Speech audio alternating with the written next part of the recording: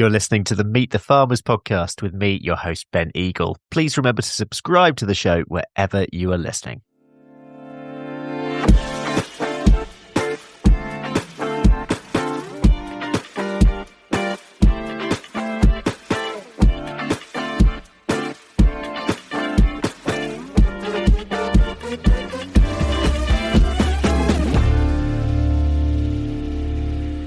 Hello, everyone, and welcome to episode 292 of the Meet the Farmers podcast. I'm your host, Ben Eagle.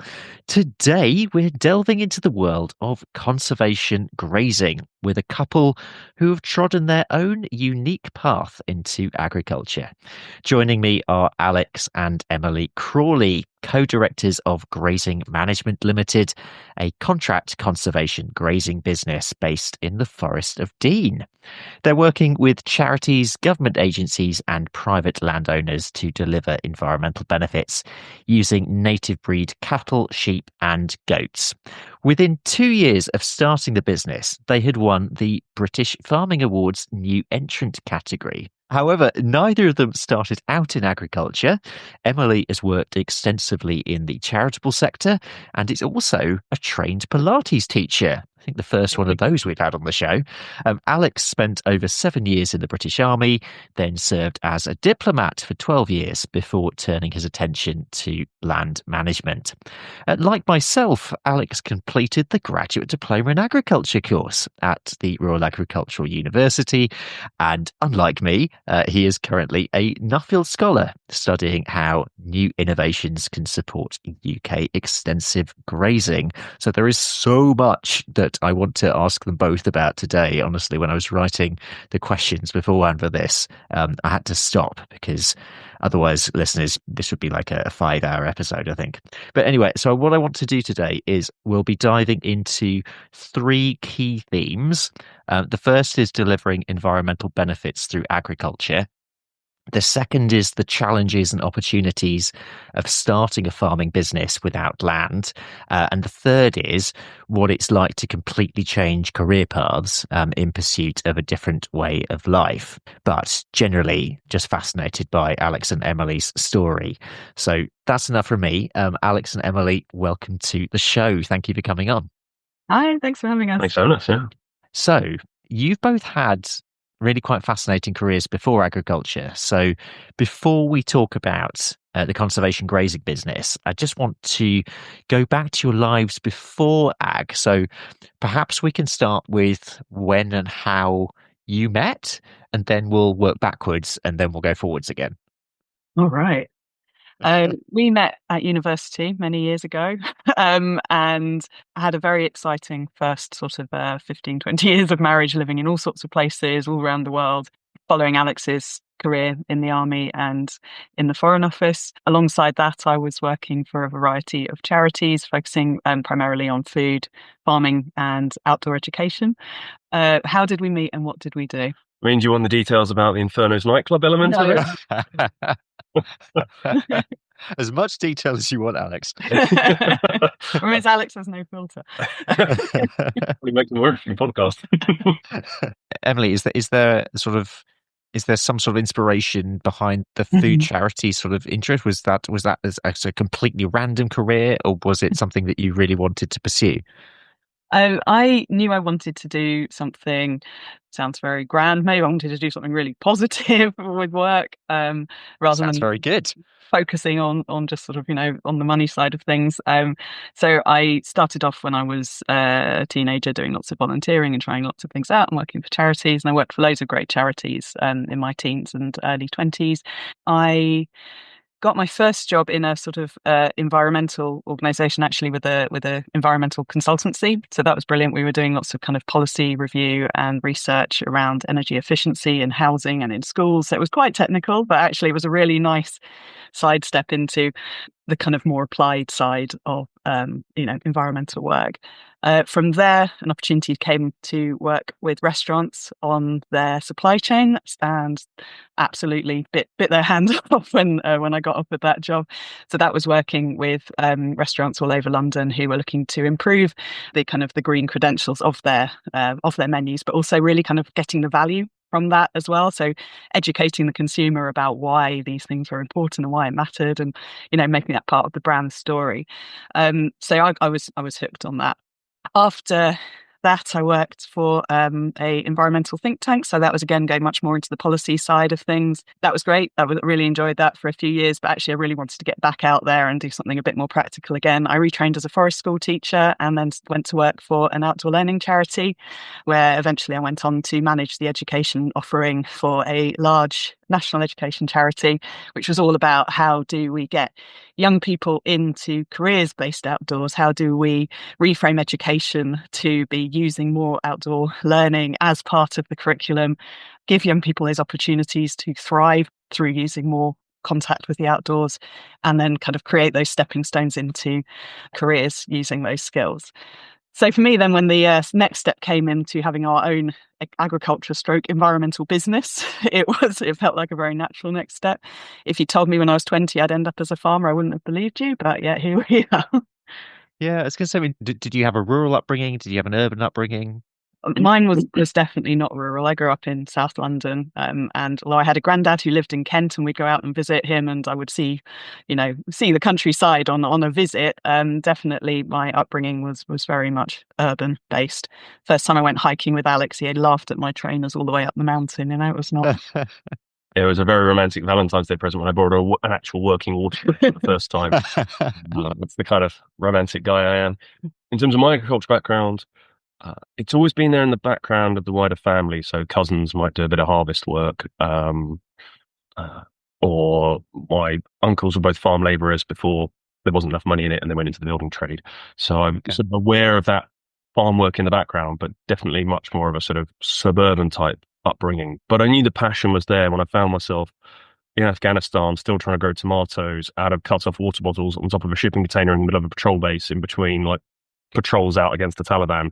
I was like, there's something here, isn't there? And then when we moved to Jordan, and I found myself trying to take over the rooftop of the flats we lived in and growing olives on the top, and I was rearing quails and chickens on the balcony on the third floor, and I was trying to set up a joint venture with a Bedouin guy who lived on the bit of scrap ground opposite to rear goats together. I realized there was a certain madness here, that I wanted to produce food, that I wanted to feed people. This was really important to me, and I needed to take that next step. Yeah. I mean, Alex, with you, I mean, I'm sure there's heaps of stories that we could go down rabbit holes, but just give the listeners a brief insight into your pre-farming career. So you were in the army, you then went into the diplomatic service. I'd always had a passion for farming and interest in it. I was 15, that was my work experience at school, and I wanted to do that. I wanted to do a HND in agriculture, but I was also sponsored by the military from the age of 16. And when I asked them, can I go and do an HND, they were like, no, big lad, go and do some A-levels, we're paying you. So I went to do those, and then I wanted to do a degree in nature and conservation, basically running game parks out in South Africa as an option for my degree. And again, they said, no, you are sponsored by us, you will go to university in the UK. And I ended up in Arabic with Farsi, or Iranian, which was a swerve, but I loved my languages. That was fascinating. Very fortunate to have been in the Gurkhas, an incredible outfit, brilliant soldiers, and they love their food. And we can talk about Nepali food until the cows come home, or the goats came home in that instance. But after a while, there was only so much conflict I really wanted to be involved in. After a couple of tours of Afghanistan and some other bits and pieces, I moved across to the Foreign Office. As Churchill said, more George Orr, less war. Although I ended up finding myself doing a lot of counter-terrorism work. So it ended up being back in the sort of conflict zone work again. And again, that was interesting with some of the technologies we were using out in the deserts. And we can come back to that as well, as to how that's influenced our stuff that you were doing in 2014 for the Foreign Office for terrorism purposes, counter-terrorism purposes, and how that applies to conservation grazing in 2025.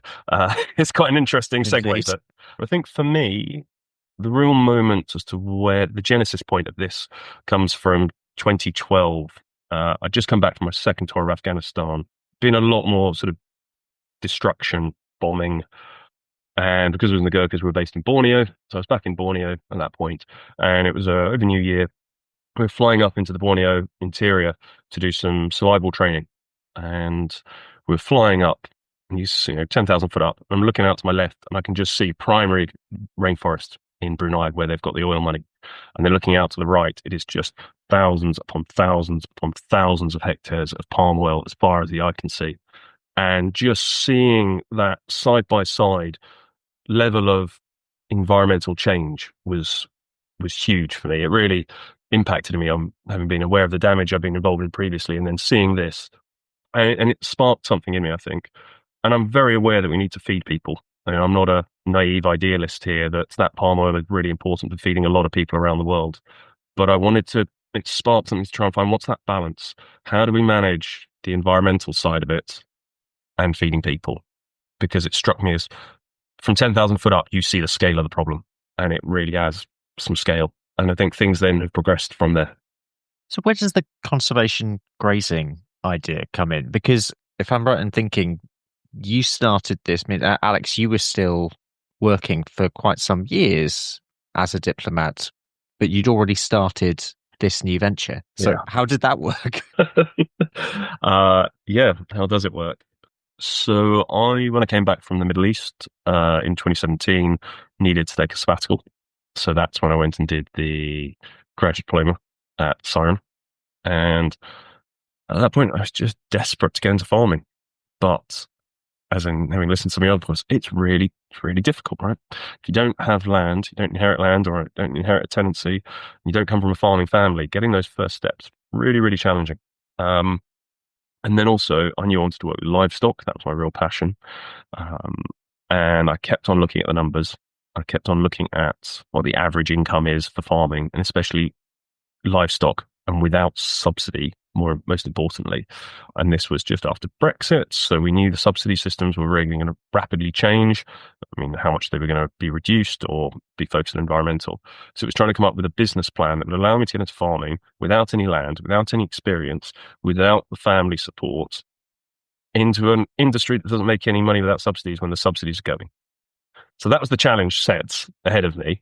So we then looked at the options where you could get paid to graze other people's land, obviously because it was difficult and it was challenging, if you could manage all the complexities of it. And I think from our different backgrounds, I don't think either of us would ever say we're going to be the best suckler herd beef farmers in the country. But what we can do is we bring a lot of experience with project management, logistics, stakeholder engagement, understanding strategic policy and direction, the working with people element, the managing risks, all those sides of bits that we bring in from those other industries, we were then able to apply to these complex problems. So we were able to take on the bits of land that conventional farming had basically said, that doesn't work, that's too difficult, you can't manage it like this. And they're right, you can't if you're trying to produce a profit from beef. But we would then look to other mechanisms to fund it, to create the value from it, and how we could manage those complexities using the skills we brought from outside. Because we just came at it from a quite different viewpoint, I suppose. So to answer your question, how did that work with being a diplomat? That's still really difficult to break into. We really struggled. I was, after the GDA, the Graduate Diploma course, I was working on farms for £10 an hour, doing farm labouring work to try and build up my experience. But I had a young family to support. It was barely covering the cost of running the vehicle to get to and from the farm to do it, let alone the nursery costs. But I knew I needed to do that to try and build up to maybe getting a tenancy so we could work that angle. We didn't have any layback lands. We kept on trying to get land for cattle, but nobody would give us any if we were out wintering our cattle on their land. So they were worried about us destroying it. It was only when we were very fortunate, able to buy a little small holding out here in the Forest of Dean, that we had that initial layback land, that then we could start building up the business. We started off with 2 acres and some sheep down the road, and then we built up to 6 steers, and then we built up, and it's just snowballed from there. But how did I manage it? My work was good to me. They let me do a compressed hours week. I get up early, 3-hour commute into London. I do 4 10-hour days with a sort of commute of an hour to get back to his parents' place, then a 3-hour commute back. So, you manage that in 4 days, and then you've got in the evenings and the mornings and on the train, you're fitting in all the paperwork around the business. And then in the Friday, Saturday, Sunday, you've got 3 days to try and make the business work. So, you've got 3 days of business work. You've got an hour or 2 in the mornings and on the commute and the trains for the 4 days when you're away. And then Em obviously was having to hold the fort in the meantime. and we made it work like that. It's hard yards, but if you're passionate and you care, you make it work, or you try to. Do you think back to those days and just think, like, how on earth did it all hold together? So you get the call from the nursery saying your child is ill, you need to come and collect them, and Alex is in London and I'm at work 2 hours away somewhere else, and you're like, right. But I think we were fortunate from a business point of view that with the COVID lockdown, that sort of very much changed both of our working patterns at around that we then were starting to build up animal numbers. So I think for us, having a little bit less travel at quite a sort of critical point for the business did then make it a little bit more feasible, and probably changed our working patterns to something where I was working from home more at that point. So it was a little bit more possible than it would have been before. I still remember though the morning when there's an area we graze that's very well trafficked, long distance national footpath along the banks of the River Wye, and when the cattle broke out of their no fence enclosure and then went on a very narrow section of the path, where we had a potential issue if dog walkers coming along. We knew it was sort of just coming up to the morning dog walking time at 8 o'clock or 7 o'clock. And I was now on the train to London, seeing all this unfolding on the app on my phone with no fence. So then having to ask Em at 7 a.m., but just before school, to try and crash out with 2 children who were age 6 and 4 at the time, to drive half an hour down to that site to then try and manage the cattle back. I'm desperately trying to redraw no fence boundaries to herd them back the other way now to get them back in, but it's taking 15 minutes to upload every time. You sort of had to run down the path, leaving the children to make that. It was hard yards to get started and make this work, wasn't it? And I'm very lucky I've got a wonderful wife who put up with all that so we could make it work. So I'm very grateful. Yeah.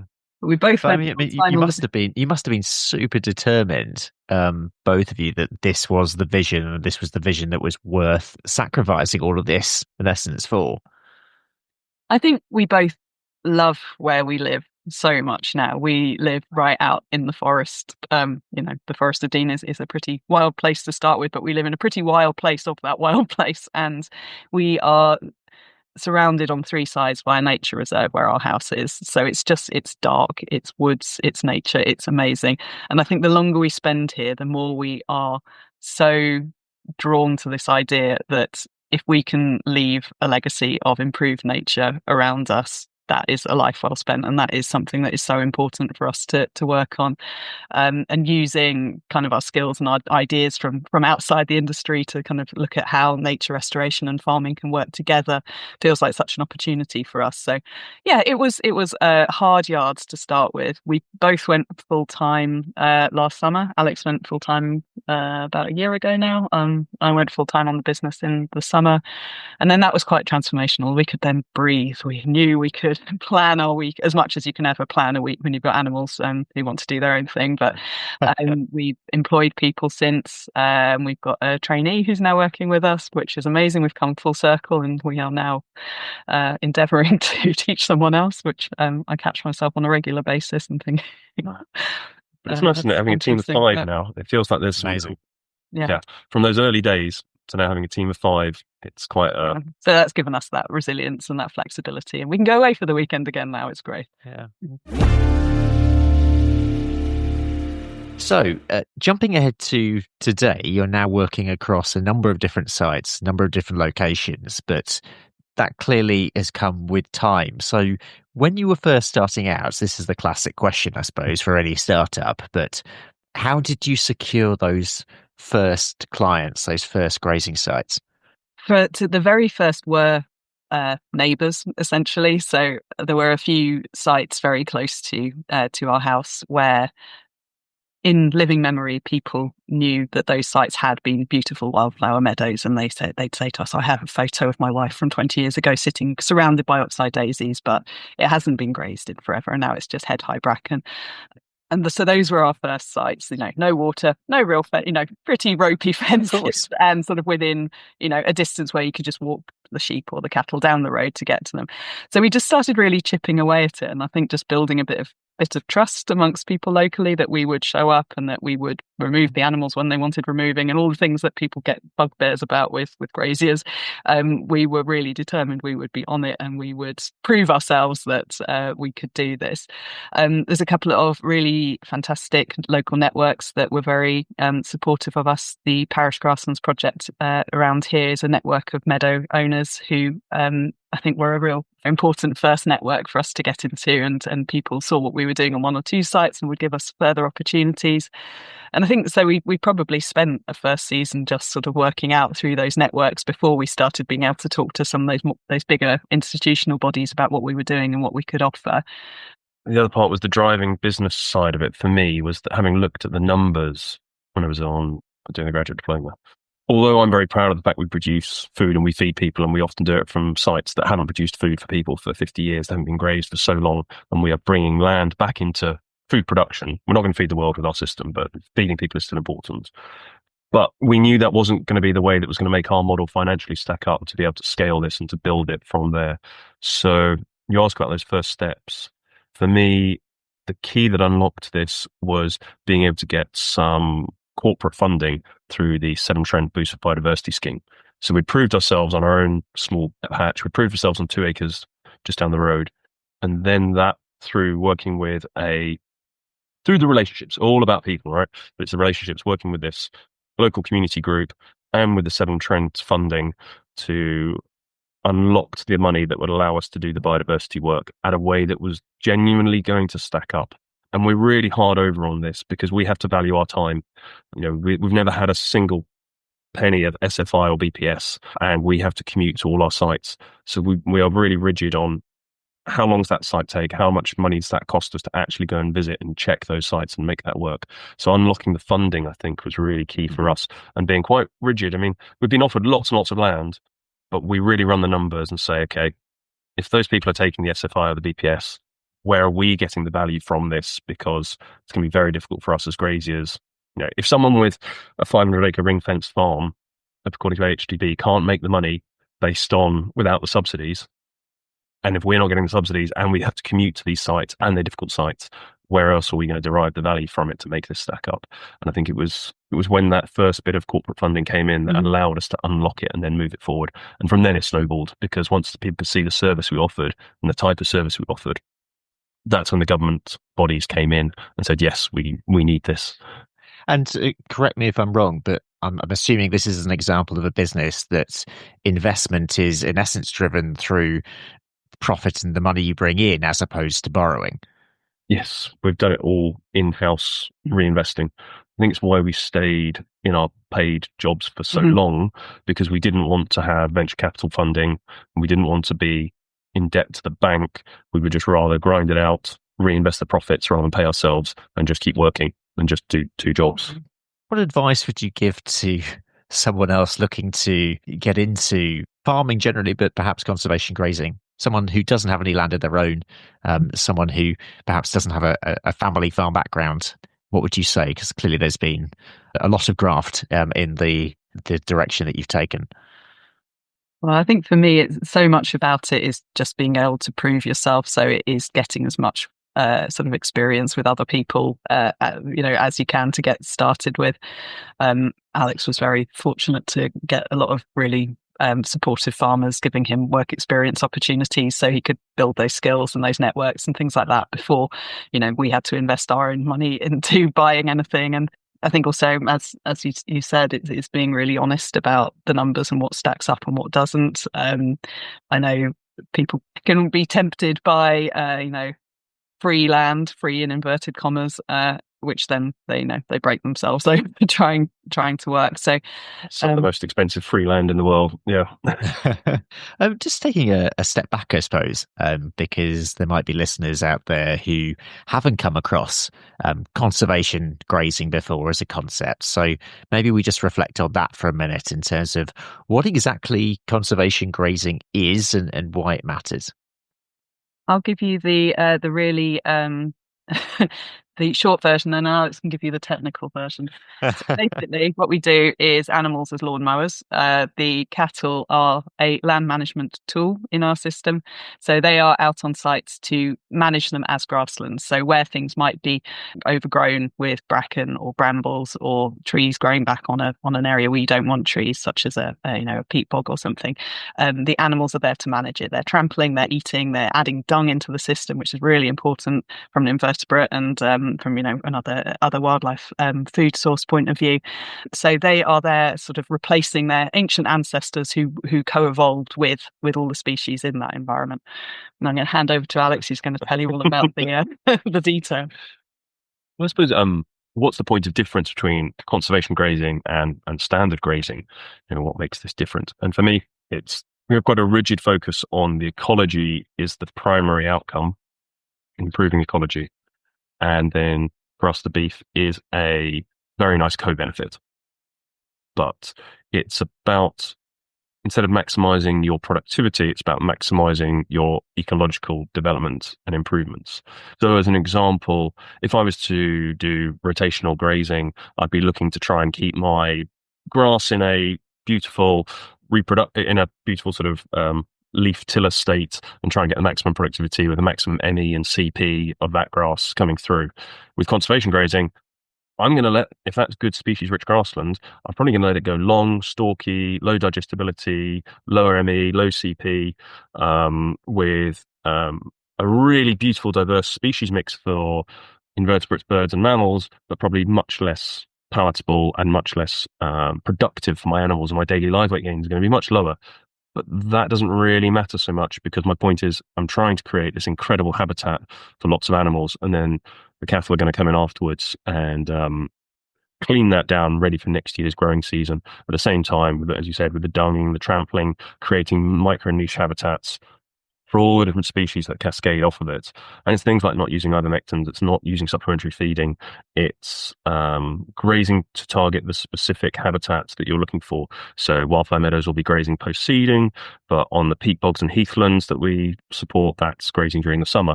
Or how you manage a floodplain might be different to how you manage scrubland. And it's a real mix, but it's that focus on ecology. And it's one of the reasons we set up the business, was because I was speaking to different ecologists and land managers, and they were struggling with graziers who understandably were trying to focus on their daily live weight gains, were trying to improve their food production element, but that was coming in conflict with what the ecologists were trying to achieve with their ecology. And what we look to do is to focus on the ecology first, understand that has a value which is paid for, and then the beef is the co-product off the side, if that makes sense. No, it's a really good explanation. Just a little bit of jargon busting in there. I think we had some acronyms. ME, which is I'm going to get this metabolizable energy. So I can actually say that. I think it was CP, the other one. What's that one? The protein levels. Okay. No, of course. The things that make your animals grow big and fast, so you get under 30 months, big, decent animals are going to sell well. You can get good animals off our system, don't get me wrong, but that's not the focus. Yeah, we use pretty much exclusively native breed animals, just because they can survive well on this sort of very natural diet. They don't mind being out all winter. They're very sort of hardy in terms of, we don't get a lot of trouble in the way of illness and things like that. But it does also mean they grow really slowly. They are not going to be powering on to become huge meat animals anytime soon. We've got 12-year-old cows out on sites at the moment. These animals are living long, slow lives, I would say. Yeah. Are they specific breeds, or do you have a range? Yeah, we've got a range. We've got mainly belted Galloways, just sort of classic conservation grazing animals. We've got some ancient cattle of Wales as well. Our Welsh sites, we're trying to use more Welsh native breeds with.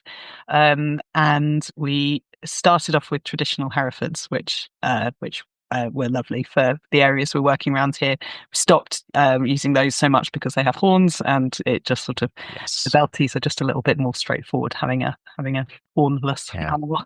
Well, they still have attitude, though, in my experience. Oh, they're so variable. I know people always say that he's got attitude. Some of ours are just, they're like, big dogs. They'll come and, you can go and give them a cuddle if you want to. Others definitely are a little bit more independently minded. But I think we have a 3 strikes and out rule. Okay. If when we're handling them, if they have in any way not been the calm, steady animal we want, then they're straight on the cull list. And I think because our system is complicated enough, managing sort of at some points we might have up to a dozen different sites spread out across 1,400 square miles. With an hour and a half, 100 miles that way and 100 miles that way. We just need the animals to be as well behaved, and also we're on public access sites, and obviously often quite high public access. So we need to make sure we've got really good, steady, calm animals. If they've got 100 dog walkers and bike riders and horse riders coming through, we need to know good, calm, steady animals. So yes, we have come across some of those more spirited belties you talk about, where they don't stay with us very long. They end up in the food chain pretty quickly. One of the priorities for us is that obviously gathering animals back in off these sites is, if they don't want to come, they really could choose not to. So you definitely need the animals who, when you rattle a bucket of feed, they'll follow you through a lovely nature reserve for a sort of 10-minute walk, and then just walk into the trailer with minimal extra handling kit. So yeah, we can't be fighting anything that doesn't want to cooperate. So. Yeah. But it does mean that as a result, the herd that we've built up over the last few years, they're fabulous. We've got real kind of favourites in it, that every time when they come back to a site, people will have their favourites that walk in the sites regularly, and they'll be looking out for their buddies coming back onto the reserves, and it's really lovely. They become celebrities. Of course, you're dealing with animals, but you're also dealing with people a lot, both clients, but also volunteers, members of the public as well, I'm guessing. So, and I'm quite interested in this sort of ideas of skills transfer as your career transition. Clearly, you both dealt with people a lot in various different ways before. Do you feel that has transitioned across to the way you run the business? Yeah, 100%. Yeah, 100%. I will admit I was quite scared of cows before we started this whole venture. So I really get it when people are nervous about us introducing animals into a space where previously they haven't had to, even think about that. So I think for us, how we communicate about what we do and giving people lots of opportunities to sort of find out more and to meet the animals with us. So we'll offer a meet the cattle day when we first move on site. We provide loads of signage. So we'll put things up in advance of animals coming onto a site. And then when they've arrived on the site, all our signage has QR codes. So people can use that to link to the no fence collars. So that will give them a map of exactly where the animals are on site in real time. So if they want to plan a walk that don't go anywhere near where the cattle are, they can go around the other side. So I think we understand that nervousness. We also, I think, understand the excitement that can come with it as well. So, we are all about giving people opportunities to come along and work experience with us, to offer kind of, we do quite a lot of walks and talks about what we do, because, from an ecology or an animals or a learning point of view, there's so much that we're doing that people get really excited about. The tech as well. I think there's a lot of exciting things going on. So I think sort of being able to see that bigger picture from our previous careers, of which the animals, as you say, they're a part, but actually land use more generally and relationships with those local communities is such an important part of the success or otherwise of what we do. Yeah, because in some ways, a new site as well, you're not necessarily going to have any historic links with that. So how do you approach building those relationships? Well, just quickly going back to the transferable skills bit, if that's okay. Yeah, of course. I think back to an example, 2008, I'm in the green zone in Helmand, Afghanistan, and I'm out on patrol against the Taliban, right? And I'm thinking, I've got 50 guys in the team here. Some of them are signals intelligence experts. Some of them are bomb disposal experts. Someone's an interpreter. Someone's the armored vehicles drivers. Some are snipers. Some are mortars. Some are standard infantry. And they are specialists in all of those things. And I am not in any of those things. But my job and the thing I loved was pulling together that team of people, working out how best to work with their skill sets, complement them, and then deliver the operation to go forward and try and create a more secure area. That seems quite bizarre to then working with sort of NGOs on a nice flower meadow with some native breed cattle. But actually, I'm not an ecologist, but I need to work with the ecologist. I'm not the land manager there who's got all their skill sets for pressures on them that I need to understand. I'm not the member of the public who rides horses that's really scared. I'm not the member of the public who's warily walking the dogs. I'm not the volunteer coordinator. My job is to pull all those people who have got all those different skill sets together and then deliver. It's not an operation, it's a project. But it's taking that idea of not being a specialist, but being the generalist manager and enjoying working with a team of specialists to pull that together to then deliver something that's really special and exciting. And I think that's kind of instinctively where I would come from. And my work in the Foreign Office had an element of that as well. That enjoying working with specialists, pulling that together, being comfortable that you're not the specialist. I'm not the best person in the room at any of this stuff, but what I can do is pull it together to deliver it. And I really enjoy that. So you were asking about how we get started on a new and how you build those relationships. Yeah, so we would always spend as much time as we can on a new site before, just to really understand the nuances and talk to people locally and understand that, the school walks across this corner of it for their forest school on a Friday morning, just sort of like just trying to gather as much local information as we can, because that affects, maybe which order we graze a site in or where we might put the no fence boundaries, because we can obviously control where the animals are and where they aren't. I think spending some time just observing, are lots of dogs off leads here? Do we need to kind of like really get on the front foot here? We're talking to people about, through signage and social media about what's coming, so people can start to make alternative plans. We work as much as possible with local partners, so the local parish council or the local land manager. So they'll again have like a really good sort of understanding of the nuance of the site. They'll also obviously have their own priorities about, is it a triple SI that needs to be restored for a specific habitat or species, so that we can sort of then work with the ecologists on what that plan looks like. I think getting the volunteers on board is always a big part of that as well. So on public access sites where you've got people who are using these spaces every day, and these are really special places to them, creating that opportunity early on to come and train with us, to learn how the basics of cattle checking, so they can be part of the project, is so important. I mean, for us, again, sort of coming from our previous careers, that community ownership of anything like this is so important. We're not here to do this to the site. We don't want to come in and sort of ruin everyone's day by having a horrible big cow in the middle of the site when they just wanted to play frisbee with their kid or whatever. We want to we want people to understand why we're doing it. We want them to sort of understand that this isn't going to be all year round. This is probably going to be 3 months or something, and there will be areas of the site that will still be without any animals on. So I think the sort of opportunity for people to volunteer is a really powerful one. Our volunteers, I think, are also fantastic advocates and ambassadors for what we do as well. We're not in the pub every night having those conversations and overhearing things, but our volunteers, I think, are really good at if they see something on Facebook and someone's sort of expressing a concern or whatever, it's often them that will be responding and explaining a bit more about the project, so that it can feel a little bit more like this is something for everyone and the animals are there for a really good reason. And we're always ears, all ears if anyone does have a concern. We've got emergency contact numbers on all our signage, so. And we do get calls with people saying, I think that animal's a bit too friendly. It wanted to play with my dog's ball earlier. We've had that before.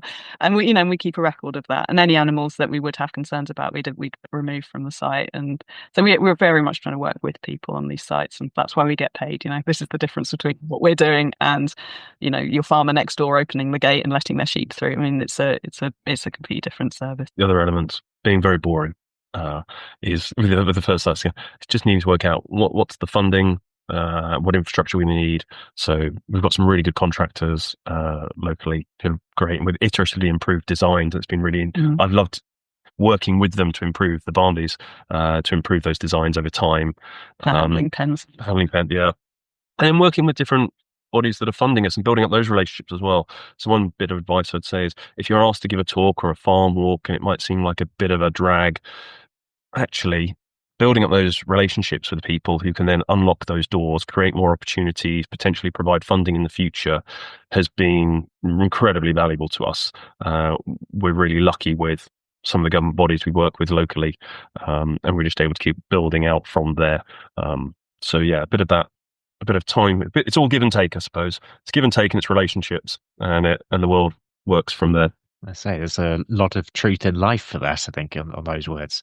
There are so many directions that I want to take this conversation, but time is against us. I definitely want to ask you, Alex, though, about your Nuffield Scholarship before we go. Can you share a bit about your topic and what you're hoping to explore and achieve with it? So I'm really interested in innovation. We're early adopters of no-fence technology. We're trialing LoRaWAN, long-range wireless area network, bolus sensors inside cattle. But the problem I want to solve through innovation is, how do we do extensive grazing in a way that is profitable, that helps store carbon and helps biodiversity? I want to hit those three things. It's got to make money, got to help nature, and if we can help the climate crisis carbon element. So what are the innovations that might unlock that are coming up? And I'm looking at that in terms of, well, what's the agri-tech? And there's lots of nice, shiny, whizzy agri-tech. And I've just spent a month in New Zealand and Australia, and I can talk about all the incredible stuff those guys are doing. But what are the innovations in payments for this? So for our beef and sheep farmers, what might change in the future to allow us to unlock other value streams from our animals? And I always think of, back in the day, if you had cattle, they were meat, they were milk, they were draft. They'd be heating your house because you'd probably have them next in the sheds over the winter next to your house. They were fertilizer through the dung, and they were draft power as well. They were your tractor, there's your oxen. So you've got 6 value streams out of those cattle. Now we just think of them as a beef animal. Well, what are the innovations that might unlock some of those other value streams? And in New Zealand and Australia, they were looking a lot at the biodiversity credits. They were looking at the carbon credits. They're quite far ahead in some of that with their animals and how they're unlocking those other value streams. And then the third part of the innovation, so we've got agri-tech, value, but then also is partnerships. So how to access the land. So what are the different ways? Because at the moment, land ownership and the way land is in the UK is quite challenging, I would say, especially from the outside as a grazier. So what are the interesting models in partnerships, land sharing, working collaboratively, how you can open up bits of land? So I look at the regen ag space for this, and all those arable farmers who might want to have livestock back in the rotations, but they also don't want to be the person who's getting the call on Christmas Day to say the cattle are out on the A40. And they don't want to have to deal with all of the other stuff being the polite word for it, that livestock farmers have to deal with, especially if you're doing it as a grazier and you're doing it remotely. So what are those new models that might allow us to unlock better value streams? Maybe arable farmers now getting paid for carbon sequestration by having livestock in the mix. And how does the grazier then develop ways to create value from that and do it in a way that's profitable and is delivering biodiversity and carbon sequestration? So trying to solve all the world's problems in one go by using cloud, basically. So that's definitely once you finish your report and present it, I'd love to get you back on the show just to talk to your findings. I think it's certainly an area in ag which is only going to grow, certainly as land tenure itself changes and adapts, and as more people look for different ways of getting into the industry. In terms of the long-term vision for your business as a whole, where do you want to go with this? Do you want to grow into different areas? What's your vision? We're at a really interesting point of the business at the moment, is that we are still sort of responding to new opportunities as they come up. We're sort of increasing the amount of training and education we do. We've got a sort of a really interesting opportunity around wildflower seed harvest. We're getting asked to do more consultancy and sort of supporting other people, and all those are great. So I think we've got lots of opportunities that we're sort of exploring at the moment. I think the sort of the long-term vision, in terms of sort of how all of those things support one vision, is around bringing animals back into the landscapes and in a collaborative way that is profitable, and either doing that directly ourselves or working with other people to do it. Yeah.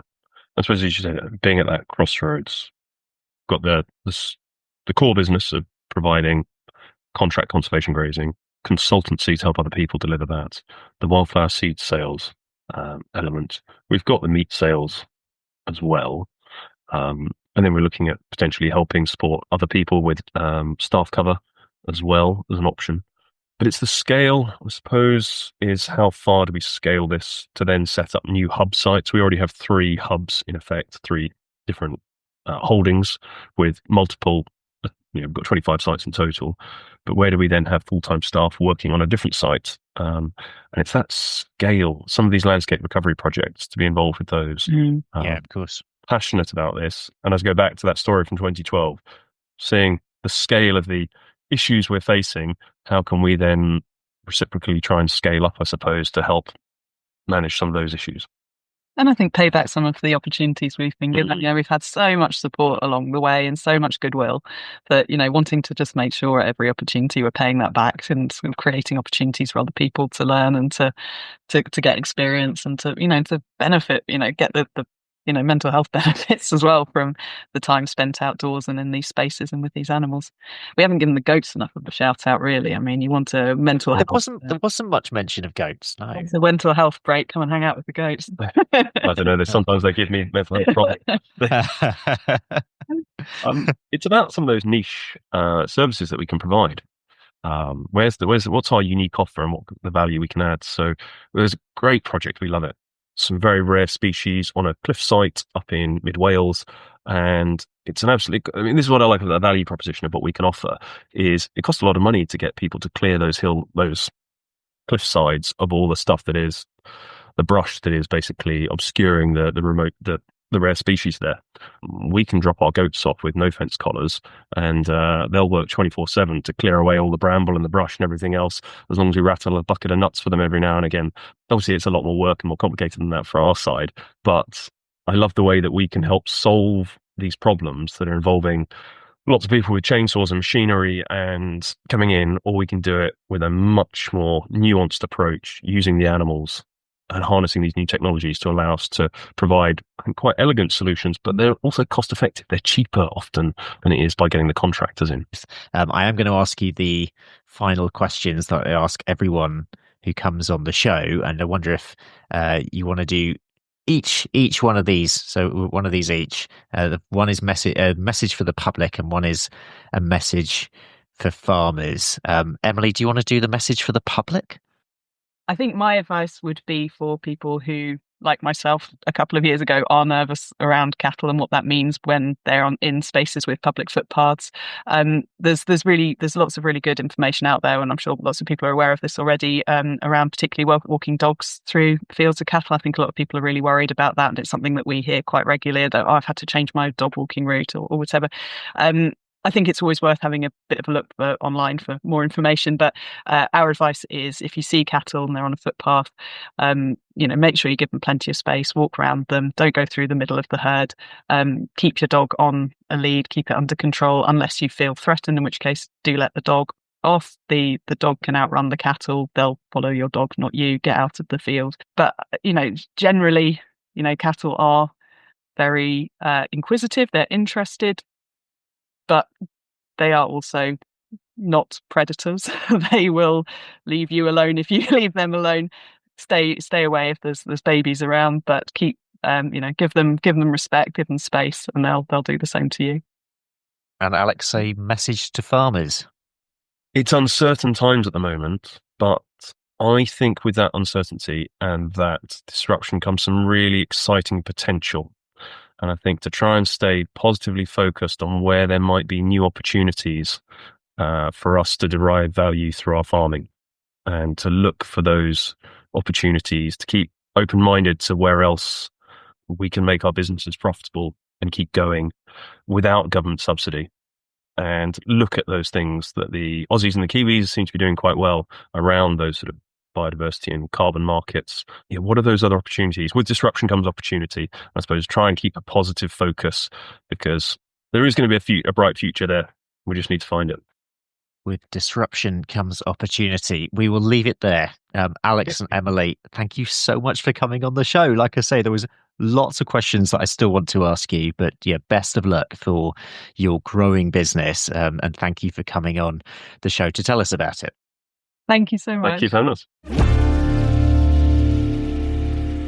That is it for today. We'll leave it there. A big thank you to my guests, Alex and Emily Crawley, for coming on the show. Thank you also for listening. Next time, we'll be heading over the pond to the States, and we'll be talking about women in the regenerative agriculture movement there with Stephanie Anderson.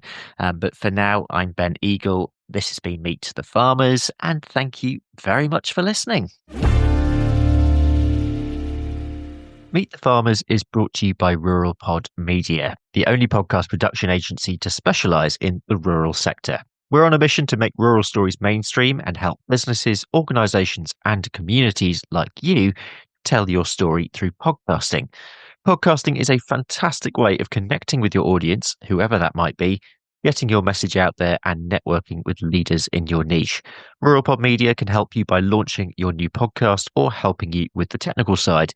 We also provide podcast training and an audit service if you already have a podcast. You're not sure where to take it to next. For more information or to book a call, visit ruralpodmedia.co.uk.